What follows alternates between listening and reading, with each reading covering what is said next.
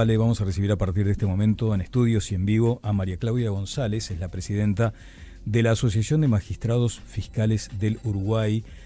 Es fiscal adscripta en delitos sexuales, asumió el cargo a inicios del año 2026, de este año, ¿no? Cualquier imprecisión me la marca la doctora González. Lo cierto es que vamos a hablar con ella, ¿vale?, de estos principales problemas que se han señalado: seguridad, amenazas del crimen organizado, la falta de dinero, de recursos, en fin, mucho para hablar. Doctora, ¿qué tal? ¿Cómo le va?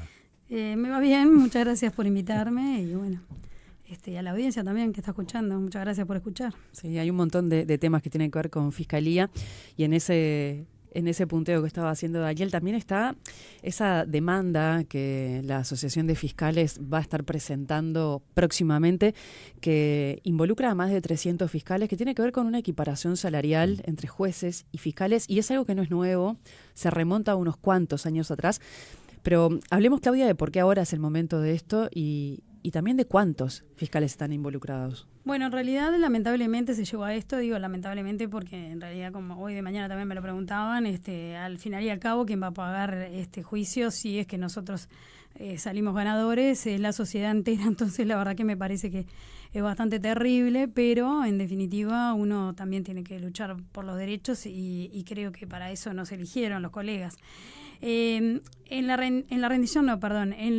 ley de presupuesto viene una solución que se había estado trabajando, el doctor Rosa había estado trabajando con el Ministerio de Economía y con el Parlamento para poder solucionar un poco este tema. Se logra una solución que en realidad los fiscales tenían que renunciar a la retroactividad y en 4 años se les iba a llegar a aumentar ese 4%, que en definitiva es lo que falta para esta equiparación.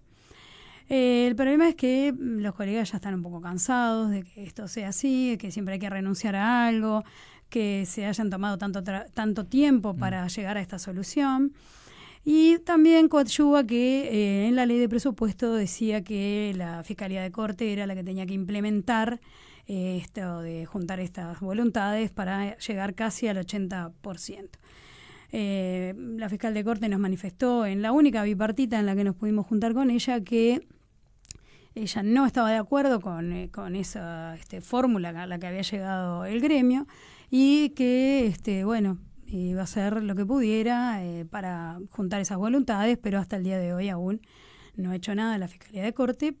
Y por otro lado, los colegas que a la directiva le dijeron: hasta acá llegamos, queremos que se inicien todas las tratativas para juntar las firmas para iniciar las acciones. Y bueno, eso fue lo que hicimos. Nosotros simplemente actuamos mandatados por quien tiene el poder, que son nuestros asociados, ¿verdad? Es una demanda de unos 6 millones de dólares. ¿Hasta eso podría llegar la demanda del Estado? Sí, podría llegar hasta eso. En realidad es terrible darle esa cifra así a la población, pero bajado a tierra y a lo que significa, por ejemplo, en mi sueldo, yo que soy adscripta, lo que mi diferencia hoy en día serían entre 1.000 y 1.500 pesos lo que no me están abonando de esa diferencia. Entonces, son 12.000 pesos al año, más o menos, un poco más o menos, que si usted lo ve mes a mes, quizás no es tanto dinero, somos 222 fiscales adscriptos, pero bueno, como todo, esto yo lo decíamos en la ley de presupuesto, esto es una torta y a nosotros siempre nos tocan las migajas. Bueno, así estamos. Claro. Yendo a un trazo bien grueso, ¿no? Hace un ratito escuchábamos la discrepancia del ministro del Interior con aquellas personas de la oposición que entienden que el Estado es fallido, porque eso tiene una connotación muy potente desde el punto de vista institucional. A la luz de lo que está pasando en el sistema de justicia, ¿hay una justicia fallida hoy? Bueno, yo en realidad no lo diría, porque nosotros, los fiscales, por ejemplo, y los jueces también me consta, nosotros hacemos nuestro trabajo a cabalidad y entregamos horas de nuestra vida, incluso familiar, para poder llevar adelante el trabajo que realizamos. Yo lo que sí diría, y es un poco lo que habíamos conversado previamente, es que los estados tienen la política criminal que consideran pertinente. Y hoy en día, quizás el Uruguay tiene la política criminal que considera pertinente. ¿Y cuál es esa política criminal conveniente o pertinente. Y bueno, es una política criminal en donde quienes llevan adelante la política criminal del Estado están pidiendo a gritos que se contrate más gente, que no tiene presupuesto, que no cuenta con incluso insumos técnicos para poder trabajar bien. Y lamentablemente, fíjese que de las 18 propuestas que lleva al presupuesto de la Fiscalía de Corte, le dan 5 y 2 no tienen costo. Entonces, ¿pero usted entiende que hay una voluntad política detrás entonces para que esto sea así?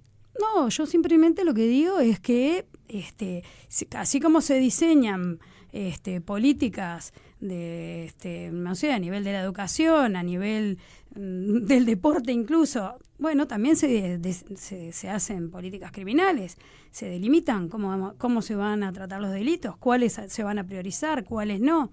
Y dentro de esas priorizaciones, el problema que tenemos es que se pueden atacar una cantidad de delitos, pero las personas que atacan esos delitos o que investigan esos delitos no se les está dando los insumos suficientes para poder hacerlo bien. Entonces yo ya me estoy aburriendo de escucharme a mí misma decir lo mismo.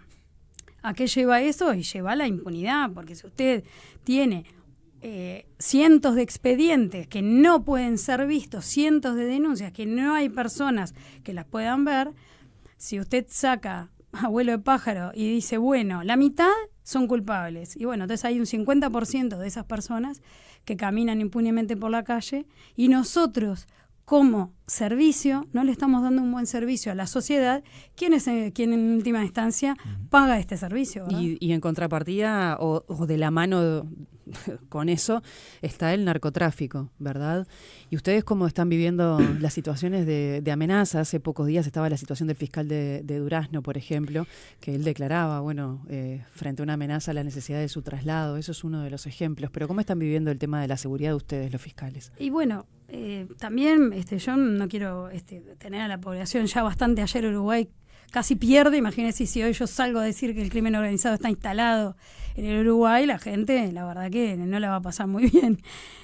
Lamentablemente eso es así. Incluso diría que el Uruguay, por la idiosincrasia que tiene, y gracias a Dios que tiene esa idiosincrasia, siempre piensa que esas cosas pasan en otro lado. Acaba de fallecer, bueno, pero en realidad muerta a tiros, una fiscal en Ecuador y la hermana de esa fiscal, porque eso es una realidad del Ecuador, pero nosotros no estamos lejos de esa realidad.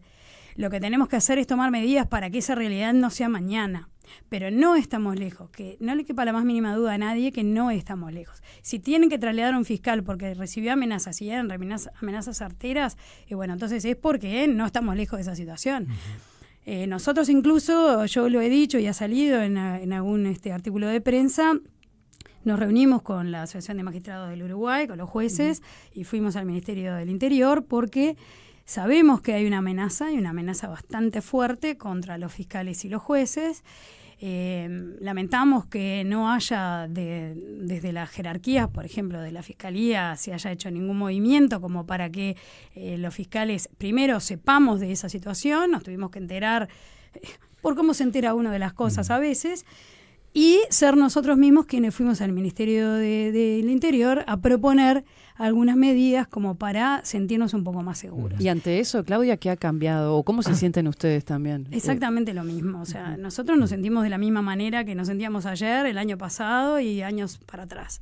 Yo también creo que ya lo he dicho y mucho, en Montevideo es mucho más fácil pasar inadvertido, pero imagínense en el interior, en ciudades donde hay, usted que es del interior, claro, ¿no? Ciudades que hay 10.000 habitantes, 20.000 habitantes, 50.000 habitantes, a la semana saben quién es el fiscal, a dónde manda a los hijos del colegio, dónde vive, qué come. Digo, es muy difícil, pero si me deja una cosita nada más, decirle que ahora, por ejemplo, en Montevideo también vamos a tener un problema y bastante terrible con la seguridad, porque nosotros los que estamos en abusos sexuales y la gente de violencia iba a ser trasladada a un edificio que tenía seguridades como para ese tipo de delitos, esa persecución de ese tipo de delitos. Bueno, intempestivamente nos enteramos que también los colegas de homicidio van a ir a ese edificio. Bueno, desde ya no están dadas las garantías de seguridad para que esos colegas vayan a ese edificio, porque en definitiva hay muchas cuestiones que coliden con eso.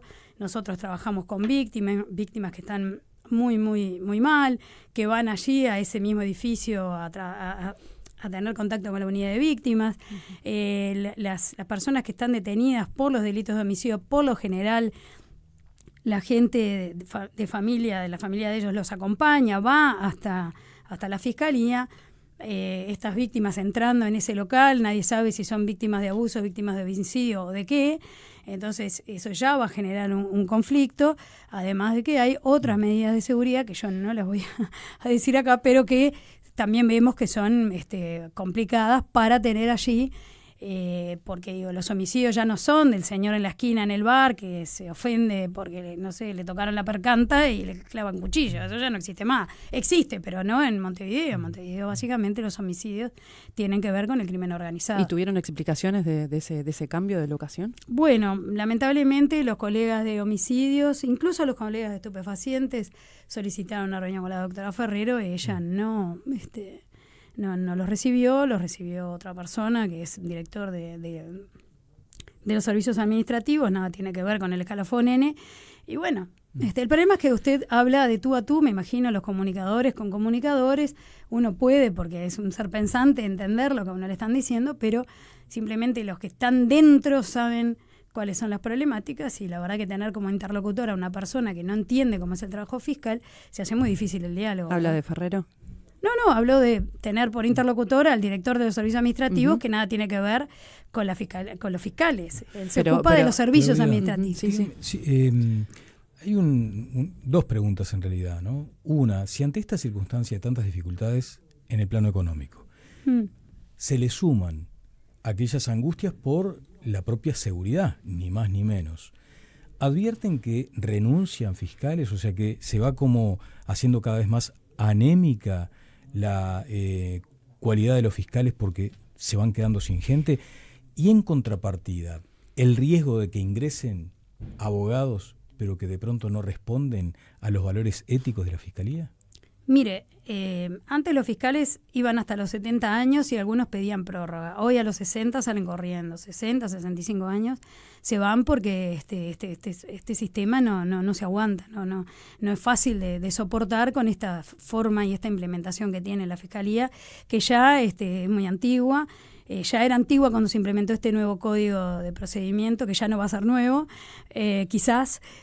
Ahora ya ha quedado obsoleta, 3 personas trabajando, no obedece al pasado. Nosotros también bregamos porque esto en algún momento se cambie y se haga realmente una reestructura de la Fiscalía para trabajar de otra manera. Pero bueno, y la segunda parte que usted me decía era de la infiltración exactamente.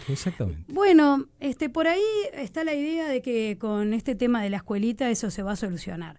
Yo la verdad que tengo mis dudas, no creo que esa sea la forma.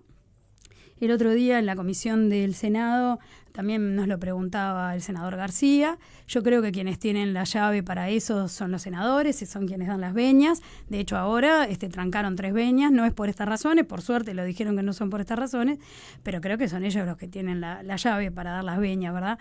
Creo que la escuela no viene a solucionar eso porque además... por lo poco que yo he visto, porque la verdad que yo le pedí a mis colegas que han sido designados para esa comisión de ver cuáles fueron sus planteos, aún no me lo han entregado. La verdad que si usted tiene abogados, porque tienen que ser personas que hayan concursado y hayan ya ingresado, son abogados, tienen que vivir, ¿verdad? De alguna manera. Usted los tiene 6 horas estudiando en una escuela. ¿De qué va a vivir esa persona? Yo me pregunto, porque digo, entonces estamos apuntando a gente que puede vivir estudiando 6 horas durante un semestre siendo ya abogado. Entonces ya eso no es algo transparente, o en el sentido de, no transparente, pero algo como para todo el grueso de los que se puedan presentar, sino que tienen que saber que hay 6 horas de su día que lo van a tener que entregar a esto. Ahora, esas personas que se entrenen ahí, y la transparencia en realidad viene a esto, esas personas que se entrenen ahí tienen que luego salvar los cursos, no solo salvar el concurso para entrar, sino también salvar los cursos de la escuela. Y ahí entonces ya no es que se ingresa por oposición y méritos. Se ingresa por oposición y méritos, y el que salve, que eso ya no va a poder ser anónimo, ¿verdad? Entonces nosotros decimos que preferimos la oposición y méritos y salvaguardar ese ingreso que en realidad es bastante parejo para todos. Pero por otro lado, yo lo que digo es, tuvimos dentro de la Fiscalía gente que vendió información, que terminó formalizada y demás, el sistema funcionó y se pudo purgar.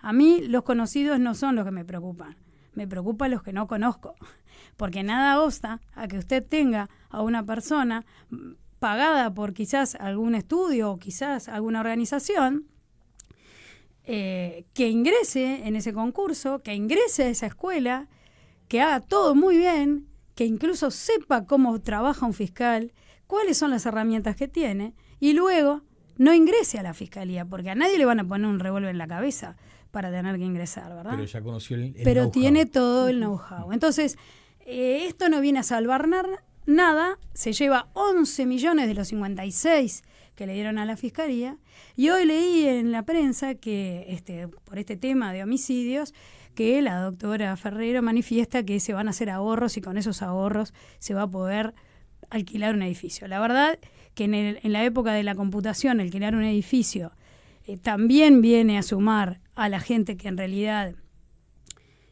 va a acceder, porque si usted está en Artigas y acá le van a dar la clase en Montevideo, usted va a tener que trasladarse a Montevideo, y la gente del interior sabe muy bien lo que eso significa. Entonces, quizás sea supongo que van a ser clases online, pero me pregunto por qué tenemos que gastar en este momento en que a los adscriptos, por ejemplo, que es mi caso, no nos pagan las subrogaciones porque no hay dinero, tenemos que gastar en un edificio. Pero también la Fiscalía tiene contratado personal que uno se pregunta por qué lo tiene contratado, ¿verdad? Tiene contratado gente en pase en comisión del Ministerio de Educación y Cultura por 247.000 pesos, que uno se pregunta qué está haciendo allí. Está en el área internacional, nosotros tenemos una directora del área internacional que trabaja y trabaja muy bien.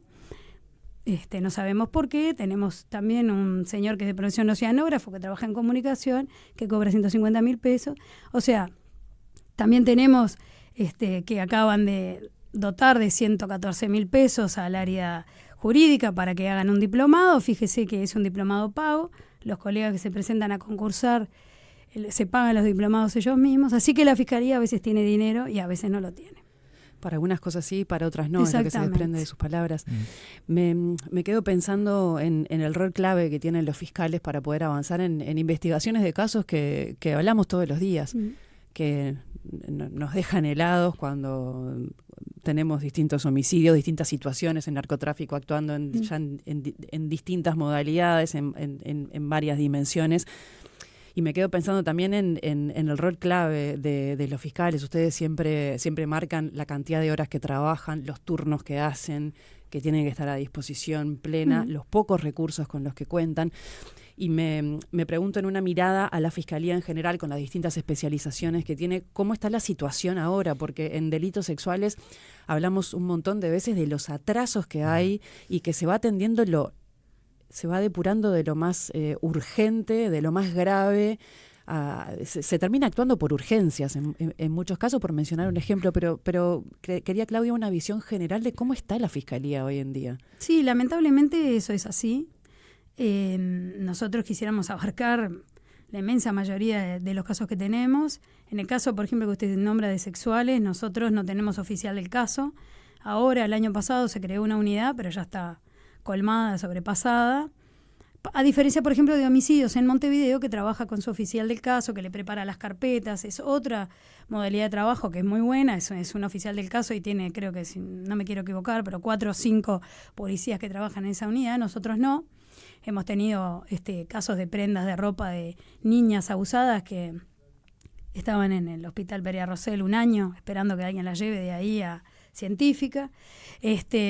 Lamentablemente nosotros, vuelvo un poco a lo que es la política criminal. Lamentablemente dentro del espectro de delitos que manejamos, creo que se ve un poco claro a dónde se ha apuntado y dónde se ha amparado más y dónde un poco menos. Lamentablemente nosotros, igual lo único bueno que debo resaltar en Montevideo, porque mis colegas en el interior hacen todas las materias y lo hacen como pueden, la verdad, entregan la vida a la Fiscalía. Tenemos muy buenos números nosotros, por ejemplo, en delitos sexuales, pero cuando nos podemos ocupar, porque ese es el problema, porque nosotros la inmensa mayoría de los delitos vamos a juicio, Sí. no son acuerdos, entonces Claro. ese es el tema. Pasa, permítame la comparación, mucho con los maestros que reclaman que les ayuden, que tienen muy escaso presupuesto, pero hay un aspecto vocacional, que eso no se mide en plata. Entonces por eso ustedes siguen traccionando, avanzando, poniendo todo de sí para que esto funcione efectivamente. Pero al pasar también mencionó ese vínculo, si efectivamente existe, si hay una representación de la fiscal subrogante, si puede decirse que la jefa de fiscales los representa, o hay dificultades de comunicación ahí. No, hay dificultades de comunicación, sí, hay dificultades de comunicación porque lamentablemente nosotros hemos pedido reuniones con ella y no hemos tenido suerte.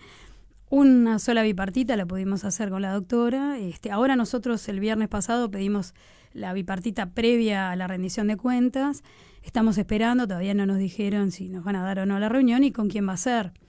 Esperemos que sea con la doctora porque entendemos que luego cuando hemos pasado a tripartita en el ministerio, para que la gente lo entienda, cuando hemos ido luego al ministerio, la doctora no ha participado nunca, el doctor Gómez tampoco. Pero lamentablemente los interlocutores, vuelvo un poco a lo mismo que decía hoy, los interlocutores que manda la Fiscalía de Corte son abogados, pero abogados que no son fiscales y no tienen idea de la tarea fiscal. ¿Esto puede cambiar si se quita efectivamente ese concepto de la subrogación? O sea, si efectivamente se nombra un fiscal de corte, una fiscal.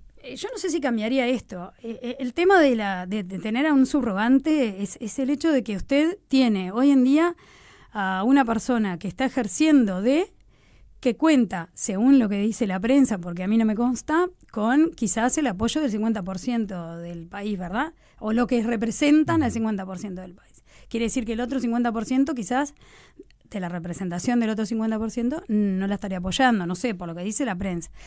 El tema cuando usted tiene este panorama es que todas las decisiones siempre son por ahora y sin perjuicio. Usted en el acierto o en el error tiene que tener una persona que cuente con el apoyo de todos los partidos políticos y que lleve adelante la política criminal del Estado como considera que tiene que ser pertinente. Que nosotros desde el gremio vamos a seguir teniendo fricciones, siempre las vamos a tener. Y y eso es deseable, porque realmente los trabajadores, yo creo que tienen que estar agremiados, soy muy partícipe de la agremiación sin color, o sea, a mí, yo no sé qué color tienen mis colegas de la mesa directiva, ni me importa. El único color que quiero que tengan es el de la camiseta de los fiscales e ir para adelante. Y el tener a un fiscal titular, lo que puede cambiar es la tónica de esa representación, porque uno se puede sentar a dialogar con la persona que realmente sabe que tiene un apoyo de todos los partidos políticos, entonces esa persona sí puede decir, mira, yo voy a hacer esto porque entiendo que es lo pertinente. Bueno, perfecto, pero hoy en día estamos en un tembladeral, ¿verdad? Y eso no es bueno para nadie. Y la verdad que yo no entiendo por qué no llegamos de una vez a una conclusión. Ahora se pusieron de acuerdo para un ministro de la Corte. Qué pena que no aprovecharon para ponerse de acuerdo también para esto. ¿Esa característica del vínculo con la fiscal Ferrero siempre fue igual o se modificó a partir de algún episodio puntual? Bueno, al principio el diálogo fue bastante fluido, pero lamentablemente cuando uno se toma personal lo que se tiene que tomar de otra manera, ahí empiezan las fricciones. Yo puedo escuchar a la gente que me diga que estoy equivocada en determinadas cosas, pero no me lo puedo tomar personal, porque yo hoy soy la presidenta del gremio y hay gente que no va a estar de acuerdo conmigo y la verdad que me parece hasta bueno, podemos dialogar. Cuando no hay diálogo, empiezan los problemas. Y cuando uno se toma personal lo que uno sale a decir, mira, esto me parece que está mal, lo otro me parece que está mal, y si uno se lo toma personal, ahí empiezan los problemas. Entonces, lamentablemente está muy friccionada la relación. ¿Se sienten respaldados ustedes? ¿Por quién?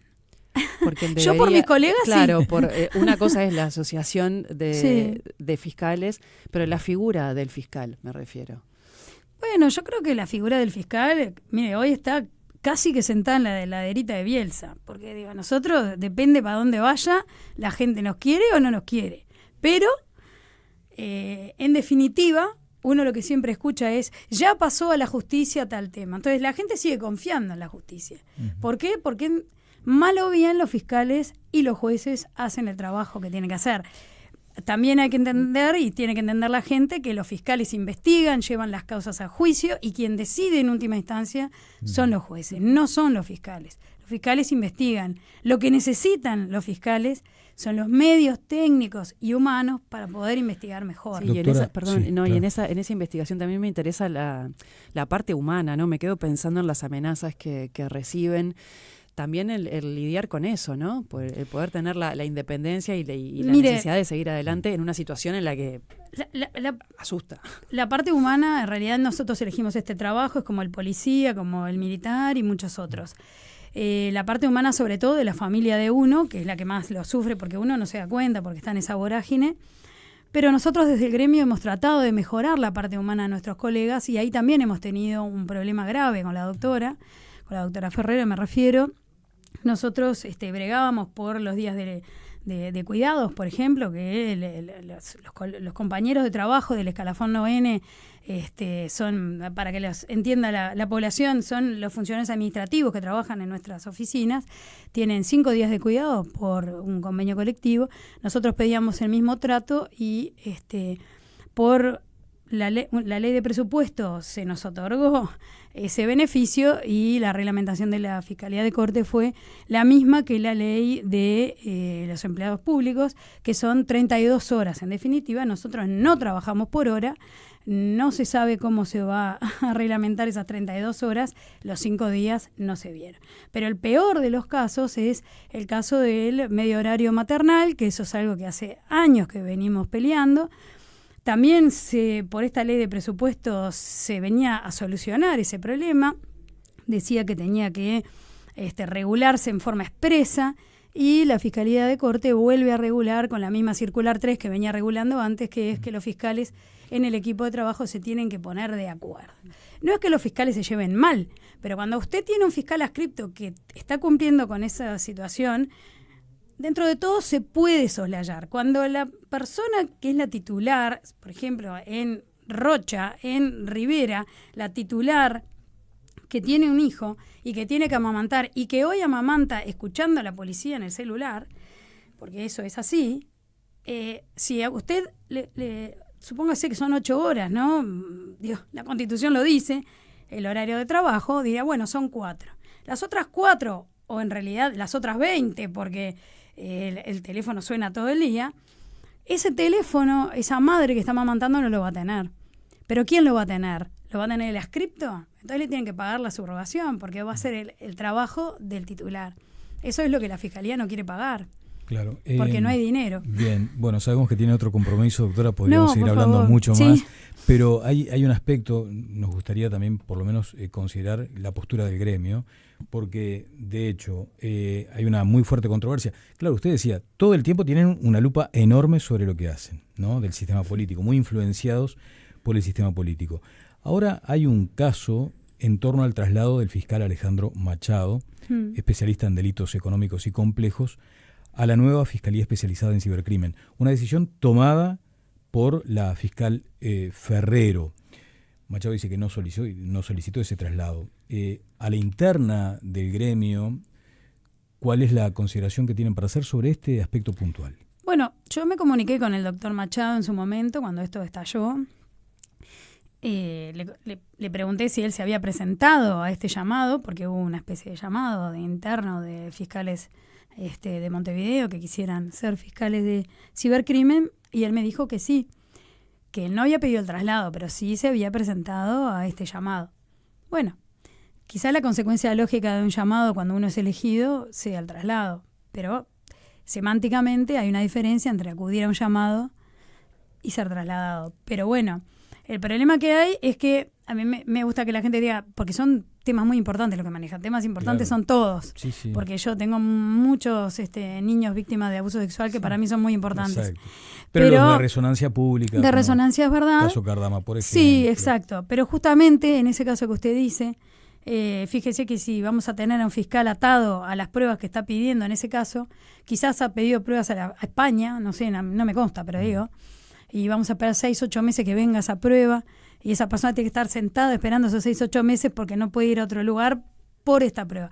Yo lo que digo, los fiscales se trazan una hoja de ruta de investigación, y debe estar ya trazada, porque esto no es de ayer, ya empezó hace un tiempo esta investigación.